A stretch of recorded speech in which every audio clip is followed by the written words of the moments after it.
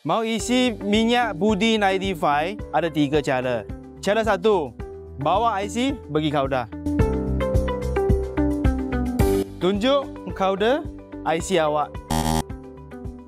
Cara 2, download app. Mau di app bang. Petronas ada, Shell ada, Caltex tak ada. Kejap pergi tempat sana download susah. Cara ketiga, klik masuk itu TNG e-wallet. Tekan itu budi 95, tekan buy fuel. Okey, tekan OK, I understand. Bilik petrol station yang terdekat engkau. Tekan next. Okey, pilih itu pam minyak berapa. Lepas itu isi RM10 minyak. Tekan, lepas itu dia akan keluar satu QR code. Senang, pergi kaunter, scan sahaja.